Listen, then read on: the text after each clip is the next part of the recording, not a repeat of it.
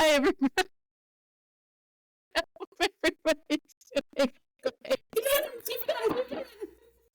You know what I say every time I can't stop laughing? It's horrible. Dead puppies. That would instantly make you stop laughing. It's like, ooh, see, it works. It wouldn't make us stop laughing. But yeah. Anyway, take two, everybody. Blair! Hi. Welcome, everybody, to Interesting AF, or Interesting as Fuck, depending on the circles that you run in. Welcome. I'm Linda, and my host, Elaine, is with me today. We are today with adult beverages, given that we moved our recording back a little bit, but now we're chatting here, and we are bringing you today. The doc is in. So today we're going to be chatting about the documentary Searching for Sugar Man, which we set up in the previous episode. But before we even start that, we have a little kind of a update that Elaine wants to tell us with our last episode where we talked how to exit a conversation. And I think, you know, maybe you have an update on maybe a new strategy or something that happened in the last couple of days. Yeah, it was like real life shit we just talked about. And it was in the back of my mind. So even just like talking it out with you, I instantly feel like I took the higher road in this situation. And this was an interesting situation too, because so I volunteered at the Solheim Cup last weekend, which is the if you're a golf fan and you're familiar with men's golf, the PGA, this is the female version of the Ryder Cup. So the US versus Europe, it was played here in Virginia, so couldn't pass up the opportunity to be a part of that. So I bring that part up because this is someone who I've never met before, but was a part of the team for once you were assigned to a job, it was your job kind of the whole weekend. So it's one thing to have to like exit a conversation, or in this situation, kind of like pivot a conversation, because then I'm still stuck with this person all day. I literally couldn't exit. Like, he couldn't leave. I couldn't tell him to leave. I couldn't leave. So like, I couldn't remove myself. I couldn't exit the conversation. But I knew I had to pivot the discussion. We are in Northern Virginia. We are at the most exclusive club in Virginia, and former President Barack Obama is a member there. He showed up for the afternoon tea time, the afternoon tee off on the first tee, and this gentleman from Greenville, South Carolina, had a problem with the reception that he got. And this kind of just came up out of nowhere. I was like, he's a former president of the United States. This is Northern Virginia. Like, we deal with people all the time. Also, it's just a respectable thing to do. I don't really understand what the issue is. And so then he kind of launched into a political conversation. Oh, yes, which is something that you need to exit, but you can't really exit because you're with this person. I can't leave. There's another woman who's with us too. She's also volunteering, and she's not from this area. I will also point out that her same-sex partner is within earshot as this conversation is developing. I don't know how many LPGA events people have been to, but it is a very pro-gay friendly. Those are very gay friendly events. And this guy just kind of kept going off. And I just kind of said to him, I said, sir, I don't know where you think you are right now, but we're in the nation's capital. We're diplomatic people. And I think you need to reevaluate the crowd in which you are surrounded by. Because he just kept going. And this poor woman who, listen, I'm not saying she couldn't stand up for herself. That's not what I'm saying at all. But like, we deal with this kind of crap all the time being in this area, right? Like, we deal with this type of garbage all the time. You have to be diplomatic and nonpartisan or bipartisan or whatever you want to call it. Like, it just, we're sent the best and worst of both sides of the aisle constantly. And so I feel like I pride myself in being able to be very diplomatic, regardless of who I personally support or haven't supported. I just looked him in the eye and was like, I found the nicest way to say, shut the living fuck up. This is not appropriate. And actually, you bring up a good point. And first of all, cheers and good for you, because fuck that noise. That's what I wanted to say. I want to be like, shut the ever living fuck up. Get out of my house. Oh my God. Like, it's not about the... So, and this is actually maybe a topic we can bring up, but people thinking that their opinions... I didn't ask for it. Yeah, exactly. So I need to hear your opinions about something all the time. I think it's something that we, the social media has like distorted that. We think we need to spew our opinion all the time ad nauseum. But I think also there's like a line where, and I think, and I'll say this, and I'm not speaking on your behalf, Elaine, but I think we agree, is that there's a line between having an opinion and stepping on other people's rights. Absolutely. There's a line there. And I think you can have you and I, we know this, you can have any policy disagreement with me that you want. We can have a discussion about the pros and cons of it. But once you veer into, first of all, not giving the respect of like politicians, no matter where the aisle, no matter from the aisle they're from, because people have served in public office, they deserve the respect that office holds. Number two, assuming they've also served it with the proper respect. Yes, but still, I mean, even then, like, I wouldn't, no, for sure. I would there, but then the second thing is, obviously, this guy had, very anti-human views. I'm starting to call it anti-human now, because people are we're humans and we're all just on this earth, like, doing things. Trying to exist. And so once you start trying to impose your way of life and your opinions on other people's rights so they can't live, that's where I go. But I love that. How did he react, actually?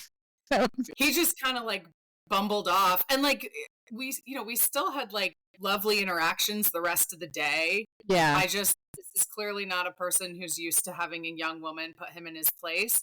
But he was just like, I don't give a shit if you voted for him or you didn't vote for him. Like, not only is he a former president, I said to him, I was like, this is his club. We've taken over his golf club, and he's come out to, it's also the USA versus Europe. He came to support the team. Like, he came out at an appropriate time. It's also a fucking golf event. Like, golf events are like super respectable, Yeah.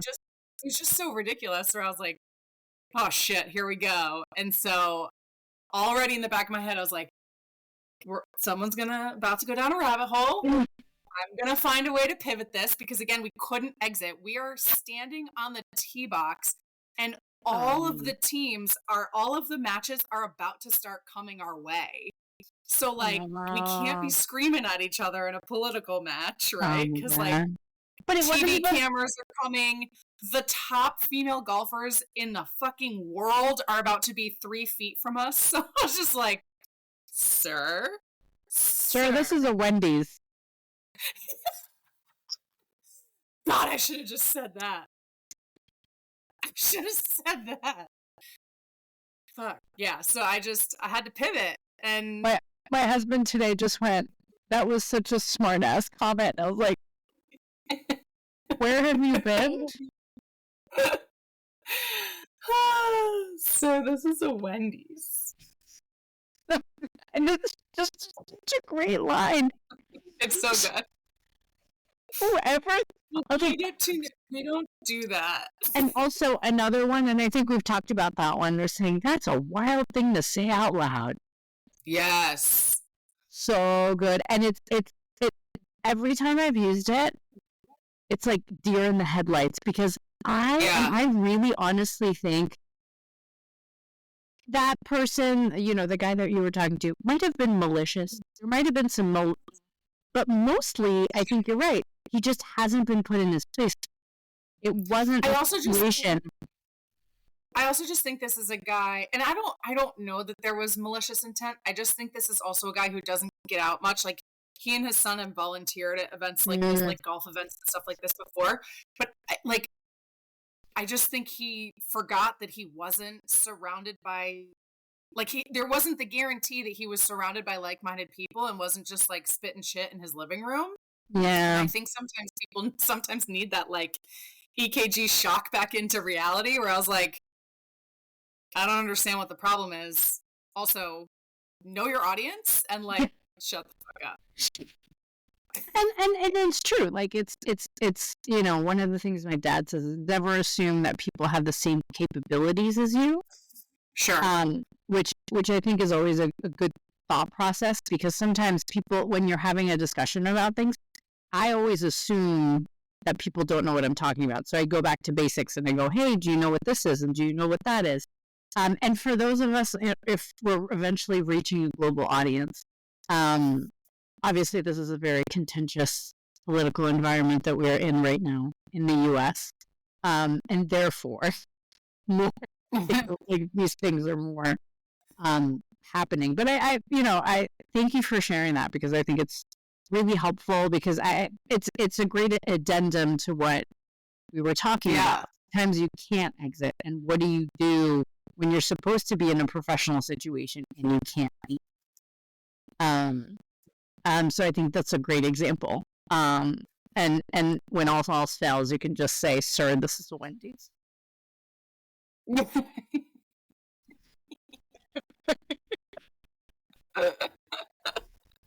Anywho, so let's get to the part of our chat today. I am really excited. This is the first time. So just as a reminder for everybody, we watched, or in Elaine's case, she rewatched Searching for Sugar Man, which was a documentary that was released in 2012. Has a 95% Rotten Tomatoes review. IMDb 8.2 out of 10. It was released on July 27th, 2012. It was directed by a director called Melik Benjeoul, who has North African roots, like I do. So that was also a really good connection. And essentially, yeah, we've had a bunch of North African descent, and like I said, we're not afraid to ask the hard questions. And let me tell you, this documentary had some moments where every time Elaine gives me a documentary rec, I'm just yelling at my screen, what the fuck just happened to me? And I think this is no surprise or no exception. But yeah, it's about an hour and 26 minutes. I watched it on Prime Video. And yeah, take it away, Elaine. Give us the lowdown and your thoughts on this. Oh my God. I love this documentary so much. I don't even remember the first time I saw it, but I remember it was one of the first ones I watched. There was a moment in time, probably when like Netflix was really becoming big and you could rent, you had like the DVDs actually showing up to your apartment for all you youngins out there. Oh, they're like, what's those were the days. You used to wait 2 to 3 business days. You'd get 2 at a time, and they had a lot of these documentaries on them, and I remember just like loving documentaries, and a lot of those like got me into all this stuff is on our list, so we'll get to a lot of these, but I just remember this one came highly rated. As I mentioned before, I love me a good true crime documentary, but like anything about music, I'm also like way in. And this one is about a man who, so we'll kind of talk about, I think you have to start with like the mystery of it, because like that's kind of what sucks you in the beginning, right? So my intention for my beverage tonight, which is a lovely glass of Whispering Angel Rosé, which is my go-to all year round. If there's not this bottle was, there was like a glass and a half left, which I find shocking, because usually if the bottle's opened, it's consumed one way or another throughout the day. But my intention was to dig out a South African Meritage.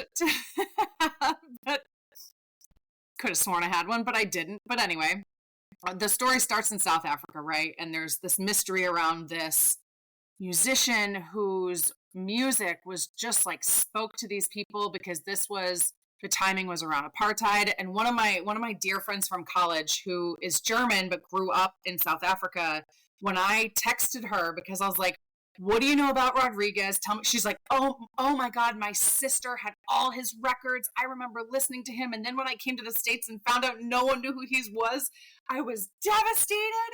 Yeah. And so, you have this like mystery around this man who lit himself on fire on stage or had a heart attack or all this stuff. And you come to find out he's just this adorable little man living like this, the quintessential blue collar life in Michigan. And it's super sad. And I feel like this documentary has its sad moments, but it's also got like a beautiful, happy feeling, and maybe not a happy ending to it, but there's happy parts to it. And I'm such a big music fan. I love Bob Dylan, but like, to me, he just should have been a poet or just a songwriter, right? Like, Rodriguez to me he's the good Bob Dylan, like the voice wise. Like, I think he's the very, he's on par with songwriting of Bob Dylan, like, like literal true poetry. But actually has this like stunning, crisp, clear, strong voice that like literally gives me goosebumps. And it breaks my heart that like he never became big, except for this group, these people in South Africa who just absolutely loved him because his music just spoke to them so much. But he did, right? I think in the documentary they do mention how, in a way, Rodriguez was so instrumental to kind of the underground young scene of breaking through the censorship. That was. But he didn't know that. Yeah, the government, the government censorship, and I think it's kind of a testament to the fact that we're bigger than ourselves, and it's the concept of what you do, even though you think isn't doing something, can ripple out in a way that you don't even imagine. And I think that for me is what I took away from it. I like that. I agree with you on the concept of just the better poetry, better. I mean, the songs that he had. I mean, you listen to the lyrics, and it's just really. I thought it was also very ironic that he actually wasn't very eloquent when he spoke. Like every time he was, speaking, it felt like he didn't feel comfortable with not being able to reflect what he was saying, because songwriting is a lot slower, it's a lot more intimate, and I think he was he seemed very uncomfortable by speaking, but I don't know, maybe that was no, but I'm gonna bring it. So two things popped into my head when you just said that, which is a fantastic point. Of course, I know you remember the King's Speech. If anyone who hasn't seen that movie, go out and watch it immediately. It is spectacular. Spectacular. Remember, like one of the exercises he had him do was to sing, because for some reason the melody helps at people with stutters, people with anxiety. Like, it just helps you get it out. And so I wonder if that was a part of it, where like he could express himself by singing it, but not necessarily. And then the other one was sillier, but it makes me think of Ozzy Osbourne, and you can't understand where the shit when he talks. That could have been the drugs, though. That could have been the drugs. And it's there's an SNL sketch with Horatio Sands as Ozzy Osbourne. They're trying to get his McDonald's order. Maybe it's a Wendy's. I don't know. I can't remember. And they can't get his order. And so they're like, God damn it, Ozzy, just sing us your order. I'll have a double cheeseburger. It's like I can hear it perfectly clear. So those are the two things that immediately popped into my head. Which is such a good point. And I think it takes us back to kind of the larger, obviously if you're in a party or having a conversation and you need to sing it out, maybe don't do it because we don't live in a musical. I love musicals and I wish I bust out into song and dance every 5 seconds. Like I would totally do it like Bollywood style. Like I totally do it. 100% like the dances big and everything. Like exactly. Hand gestures and oh yeah, I'm like and then but like in the end, like you need to learn and understand yourself and how you communicate things better. If you're better off the cuff, that's great. Be off the cuff. If you're not, prepare a little bit. You don't have to like have an hour to prepare for something, but like hey, think about it for 10 minutes on the drive to the place and be like, oh, I want to talk about A, B, and C, and this is how I want to talk about it. So these are the types of things that I think, link us back to kind of the overall thing. But that's one of the things that I found very interesting. And then the other thing was how his daughters were. Yes. And they, you're like, oh yeah, they're his daughters, even though the eldest, I think, was his stepdaughter. Because at some point she says stepfather, but she only says it once. So I found that, also kind of telling. But how they were exactly like him. Like it wasn't, I didn't feel, you felt like, this was a relationship that they had for a long time. But they also had a little bit of distance to it as well. Like it wasn't like something that, it did not change their life, but it kind of did, I'm assuming. Because one of, the eldest daughter married a South African. That's right. Yeah. So, it's just very interesting in the sense that somebody does this and then the ripple effects of it. And it was just it was just well made. It was well really well made. The documentary was well paced. It was it's the angles of the director, how he shot it, what he decided to like show and not show. Obviously and we talked about this before we started recording about the portion about where the money went from all the sales from the records that Rodriguez, South Africans had bought. And anybody from even South Africa or in the U.S. could answer where the money went. And it seems like Rodriguez himself couldn't really answer it. So he never saw it. He never got it. Yeah, he never got it. But like it's just interesting that he never like that. He didn't decide to sue. America, you can sue anybody, right? So like, was it too late? Was it like there's a whole bunch of things, and then one of the daughters talks about bootlegging.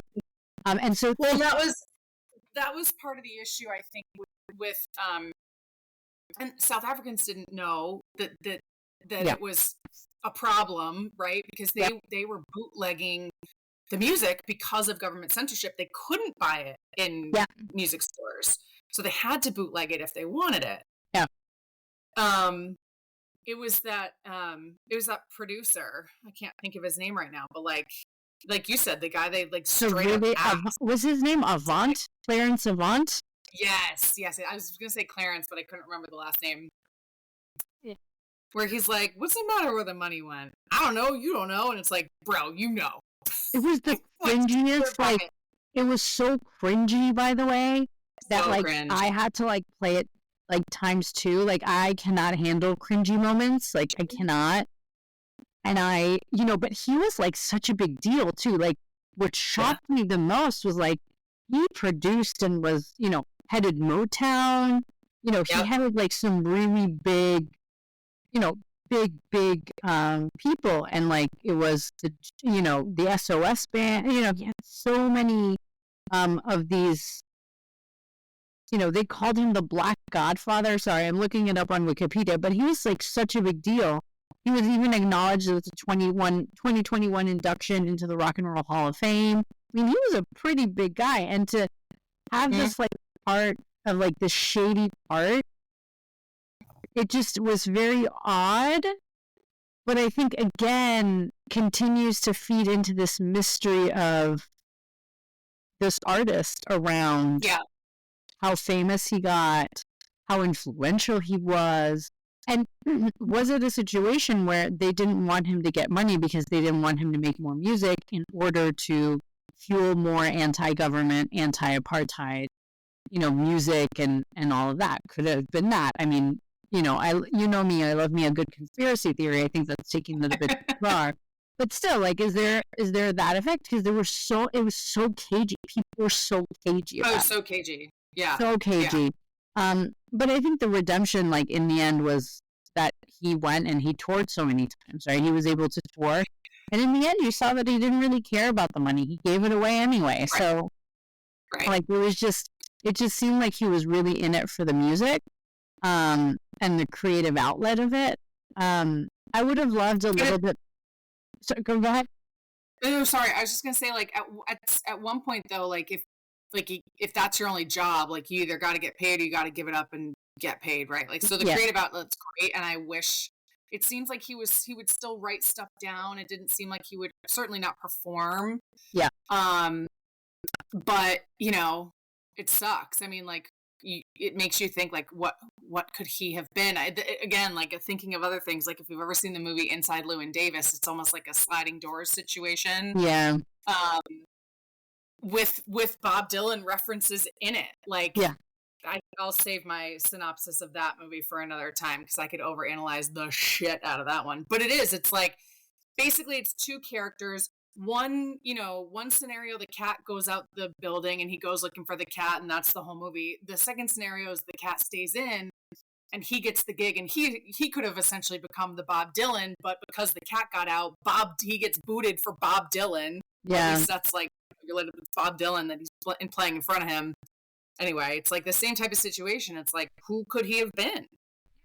And I mean, and I think the concept of also thinking that he was a Latino, he was Mexican, probably played a role in that, right? I think he recorded his original album 60s. In like the 60s. And so, the 60s was a different time, and, there's a lot of focus on who gets the airtime, who gets the marketing, who gets all of that, and that, the 60s were a tumultuous time in the U.S. I mean, he was talking about things that were very timely. But to your earlier point, like, it makes sense, but so many bands were. The Grateful Dead, one of my favorite band of all time, started in the 60s. My other favorite, like the band that's only in front of the Grateful Dead, is the Allman Brothers. They started in the 60s. The Beatles started in the 60s. Yeah. Like, all of the incredible bands that were all talking about that started in the 60s. But like, the common denominator of those three bands is they're all white dudes, right? So. Right, and I think it goes back to the concept of I don't mean this in like, it's the people who had the disposable income to spend on records. Yeah. Right? Am I going to see somebody who looks like me or not? And most likely of scenario, I'm going to be like, oh, I want to be in group versus out group, right? So I think there's a lot of that as well in there, which I don't think was really explored. They talked about it, I think, just a little bit in the beginning, but not, they didn't hammer it home, because I think the biggest part of the documentary was the fame in South Africa, and then him, absolutely, and then them finding out he's still alive and like bringing him to Cape Town. I would have loved, though, and that might have been just because, Rodriguez was who he was, because he died last year. Last year. So did Clarence Avant, by the way. Oh, no way. Yeah, he died last year on... How old was he? He was 92. He was 92. So Clarence Avant was 92, and then Rodriguez is 81. They actually died... Wow. So Clarence Avant died on the 13th. Rodriguez died on the 8th of August. Wow. That doesn't look That's like... creepy. That's creepy. That's creepy type of coincidence. I remember literally, I posted it on my Instagram story when I saw that he died. I was like, yeah.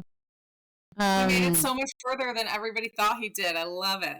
Yeah. And I find, another irony, I think, you always see him in sunglasses, and then he actually went blind, right? Afterwards. Yeah. Because he had like a disease or something because of, I think, like a degenerative. Yeah, and I don't know if it was because of the work that he'd done because he was. Sorry, yeah. Was it? I'm not. Don't. No. That just came back to me. Yeah. No, but then he had stroke. He had a stroke though. Oh, but it doesn't. He had glaucoma, so it wasn't because of that. So glaucoma. Okay. That limited his vision. And then had a stroke in early 2023. And he was okay then, but then I think after you have a stroke, if it's like pretty debilitating, you don't last that long. Yeah. The 81, man, that's good. Yeah, good run, and not an easy life, right? So I think no. And unfortunately also trigger warning for everybody here. The director of the documentary died by suicide. I didn't know that. Yeah, he died by suicide. He made one more. He made one, and then he passed away in 2014. So just 2 years after. Yikes. What? Yeah. I think this won awards. Yeah? Yes, it did. It did win awards. But what was the other documentary he made? The other documentary he made was, let me tell you. It seems there wasn't another one. I think he was trying to make another one. He was trying to make The Elephant. He was working on a film project based on Lawrence Anthony's book, The Elephant Whisperer. He was struggling with depression. I will note here, if you are suffering from depression, there's a lot of resources, I think, around the world. There's suicide hotlines. Maybe I'll post it. We'll post it on the invite too, and we'll put the trigger warning as well. Yes. But he was suffering from depression, and I won't. In the U.S. Yeah. Sorry, I'll add. In the U.S., we have that new national. I say new. It's been a couple of years, but new national mental health hotline. Just dial 988. Yes, that's right. That one in there. Thank you for that. That's always a helpful situation, because I think you can go through life having this great thing that happens for you, and then it's not about that. It's about something else that's happening within your brain chemistry, and getting help, whether that be talking to somebody, using medication, is always helpful. I know we took a dark turn there. I think. Well, Anthony Bourdain's documentary is on here too. Speaking. Okay, well then we'll get there. I think and I think this is one of the things that we don't talk enough about. And then here's another idea: talking about death, how we talk about death and dying. I think it's a really good and grief topic. Yeah, I think people are really always very hesitant to talk about it because it makes people sad. But right. It's sad. It's a fact of life. It's a fact of life. We death and taxes, right? So yes. I think maybe that's another idea: how we talk about death, how we talk about grieving, how we talk about difficult subjects. But I think in a way, like, this documentary does bring up a difficult subject, right? if your life doesn't go as you wish, what do you decide to do? Because in the documentary early on, they say that the artist died by suicide in a very public manner, going, well, because he didn't get fame, he didn't get what he wanted, he decided to, he died by suicide. And I use the word decided in that sense because we know it wasn't true. Right. But Rodriguez, kept working. I mean, it wasn't something that that altered his way of life, right? He was still working construction. Right. He was still doing it. And he, continued on and he went on. But a lot of people go and decide and, wanted to say that, ooh, maybe that's it. He took his own life. So I think it's very interesting because it comes up already, right? It comes up that he, had passed away. And it becomes this really big plot point because people don't realize he's still alive. And which built up the mystique a little bit, right? This, tragic way of tragic end of somebody's life. So, all this to say is that, again, so my other point is what you do ripples out. You might not know even how it does, but it does. Yeah, and if it's important to you and, it's the right thing, then go for it. Yeah. So, yeah, I think it's a great documentary. It's good storytelling. It has that kind of happy ending-ish, right? Like, it's got the happy ending that he wasn't dead. It's got the happy ending that he went to South Africa and got to play for all these people who he had such an impact on. Yep. He's a good family man, a hard worker. Like, to me, I say always because I watched it several times. I always leave that documentary in a better mood than you think you are in.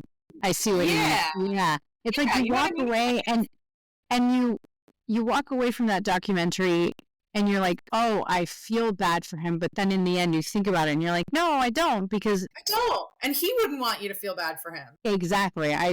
That is a good point. I didn't even think I didn't realize that until you said that. It's true because you walk away from it and you're like, yeah.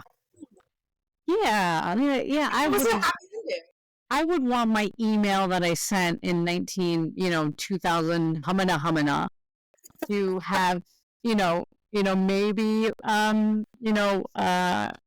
taken down a dictatorship. I don't know. Maybe. You never know. Right? You never know.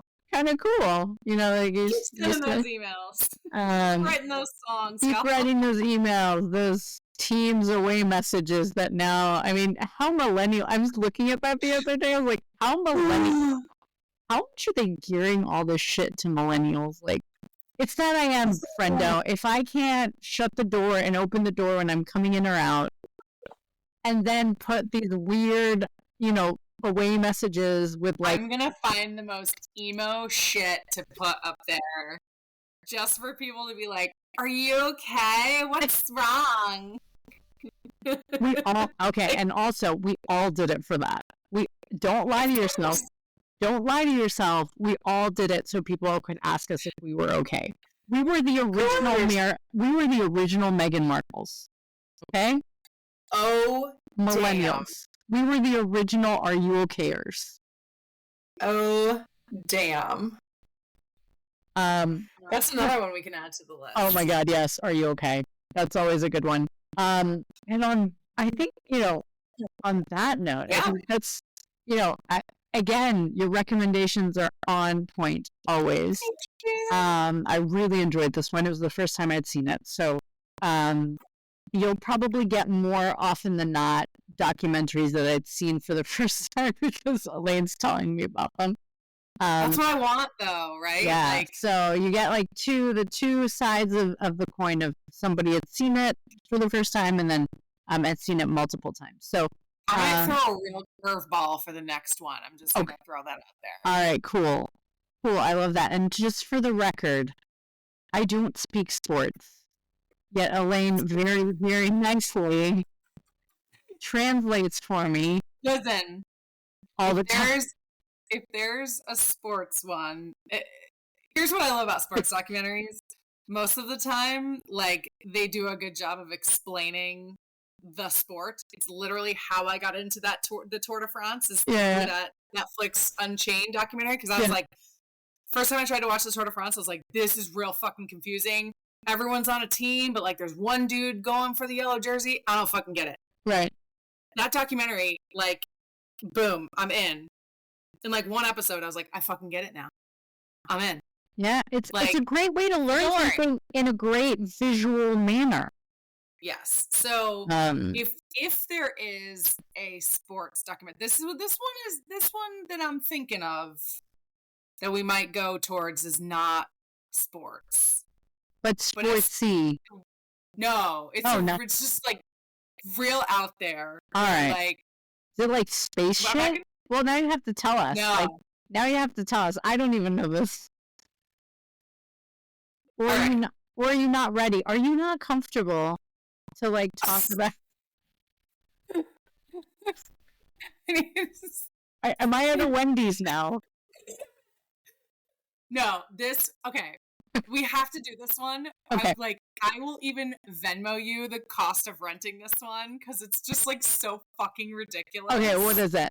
Okay, you have to tell us now. We have the next one. I'm feeling it in my heart and my soul.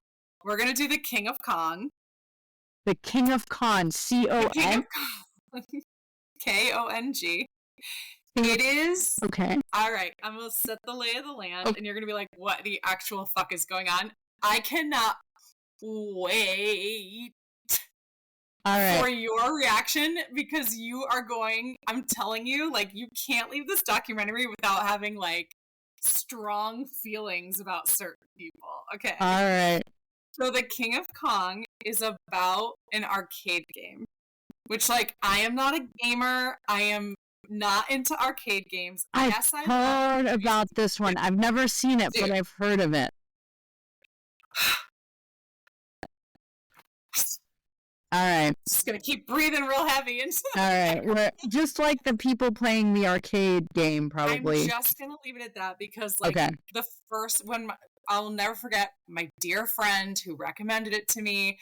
I was like, "Are you out of your goddamn mind?" And he's like, "Trust me when I say you're going to love this." Okay. And I was like, throughout the whole thing, I'm texting him like, "This motherfucker.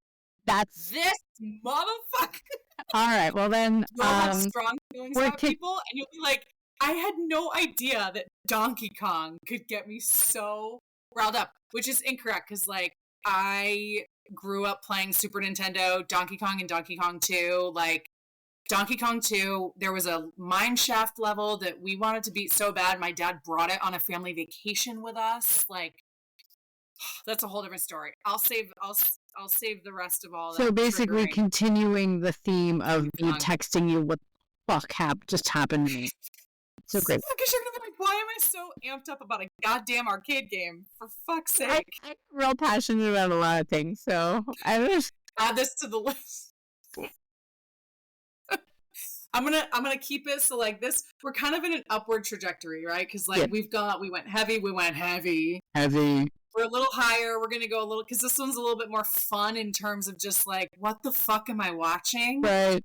Before we probably go back down a dark rabbit hole. Yeah, let's dark rabbit hole it, because probably we're gonna be recording that around like November, like early, October, November-ish when we come back down. So. Oh yeah, we'll have to pick a good, like, Halloween themed. Yeah. Ooh, okay. I already got it. Yeah, she's got it. Don't worry about that. Your documentary needs are fulfilled. Don't worry about that. Friendos, don't worry. So yes, so we talked about, now we have the doc is in for the next episode because we are nothing if not planners. But next episode that we'll talk about will be how to date. I think how to talk on a date, how to kind of have conversation, how to be interesting on a date. And I think, a date is one of the most kind of most wanted places to be interesting, I think. And the reason why we thought about this was we had seen a Bloomberg article. Yes, we're nerds. It's fine. It's fine. About how the dating scene has changed since COVID. So we wanted to, chat about that, bring our own dating experiences, bring some tips, tricks. I know it's been a while since we dated, but I think the general gist remains the same, I think, with you, with the young universal truth. Universal things, I think, remain the same. Test of time. Indeed. So that's what we will talk about next episode. And again, for next episode, always feel free to email us, tell us about corrections, things you want to talk about, things you want to chat about. And as always, Elaine, you have not steered us wrong with a documentary. It was a lovely one to watch. I'm glad you now enjoyed I can't it. wait for King of Kong. I mean, what? That's how we... Amped. Yeah. You're going to be so amped. So amped. So I won't watch it at like 10 o'clock at night, so I don't not sleep. You're just gonna be like, it will. You'll wake up in the middle of the night and be like, I just can't believe it. Well, I just finished this like book that a lot of people are reading, and it was insufferable. I kept going, like, the characters, like, everybody's talking about A Court of Thorn and Roses. I don't know if you've heard about this one. Yes. Like, everybody's talking about it. The characters are fucking insufferable. Insufferable. Like, the girl is like, I don't know I'm pretty, and I don't know that I'm super powerful, yet she, like, does all this shit, and you're like, okay. So I'm not making it through the series because during, like, there's a trial thing where she's, like, doing these, like, live or die, like, things, and I'm like, okay, die. Like,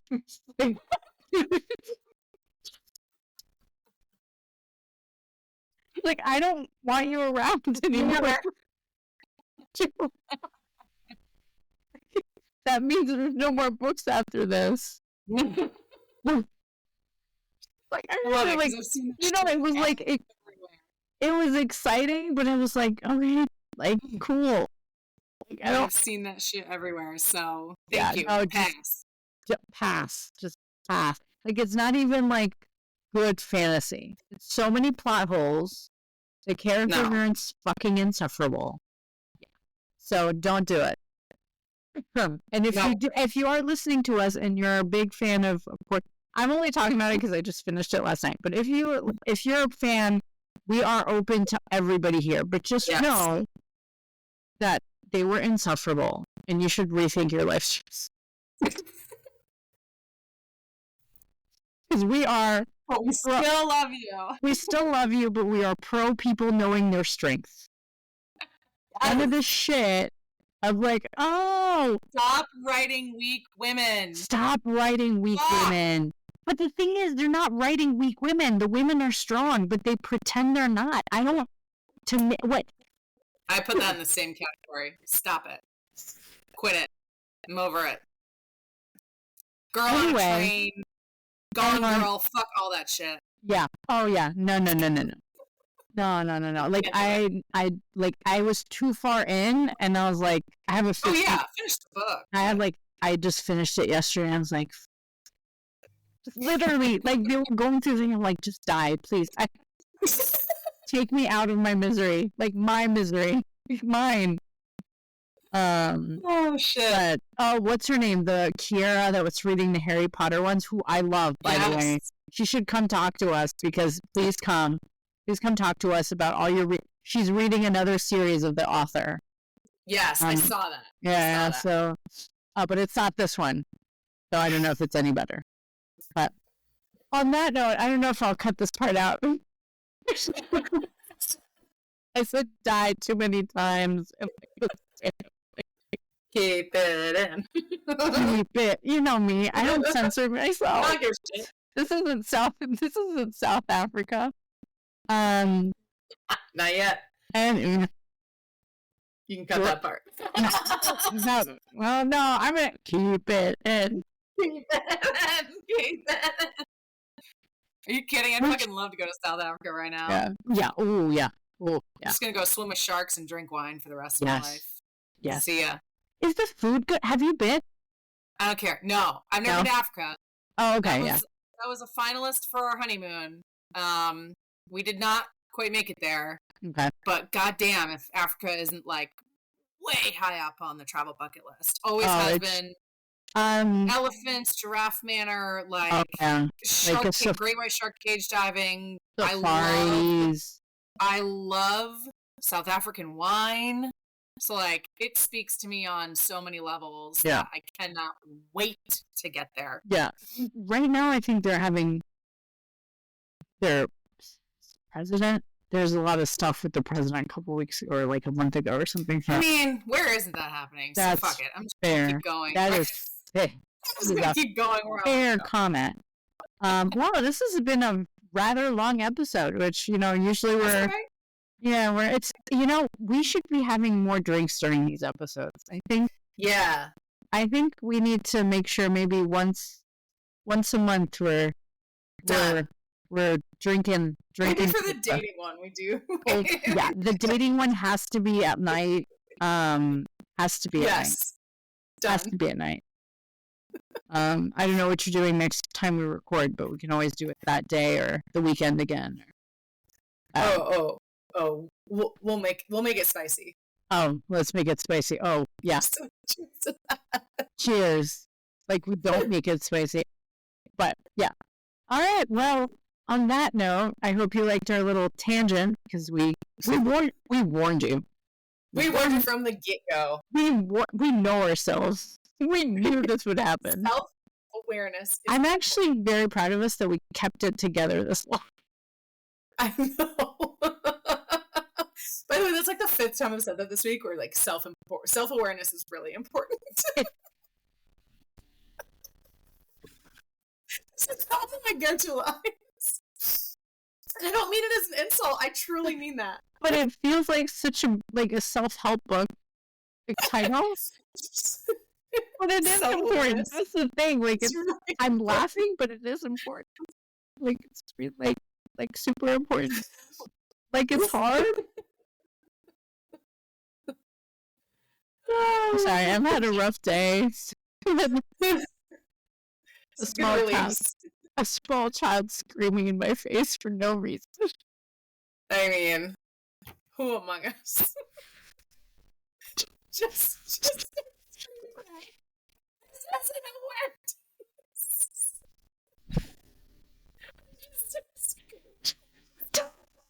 He's gonna be like, wait, we're getting Wendy's? No, because this isn't a Wendy's. Just confuse him until he fucking leaves. You're right. I think shit. I don't think like a 4-year-old would work such a wild thing. Scream out loud. Called the Wendy's. Just scream it till he walks away. Be like, okay, mommy, I can play with my toys now. God bless. We're wiping away tears because we've both lost it at this point. It's been trials and tribulations.